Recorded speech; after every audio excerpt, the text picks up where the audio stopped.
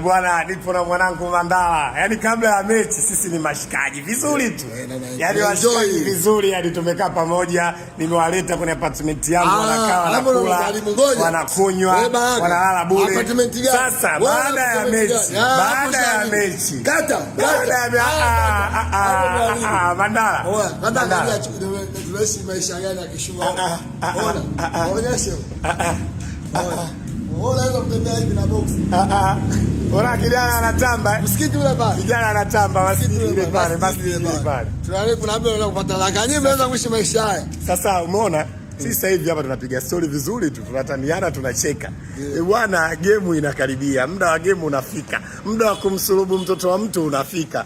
Bwana, hii itakuwa chungu. Kila mtu na maisha yake. Yaani hapa najiona kabisa mtaalamu mwenyewe. Ila sisi hatuna pressure. Najiona mtaalamu mwenyewe. Wewe. Yaani najiona kabisa mtaalamu mwenyewe. Sisi hatuna pressure wenzako, kama hujui.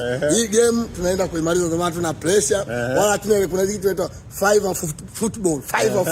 Oma mpira hatuna. Mama five asema fever football. Elimu una. Hauna kitu baraka. Bwana, wewe baadaye atagomana kuchukua video na kwambieni. Hata kitu baraka umesikia? Kiingereza cha Ujerumani tofauti na Marekani.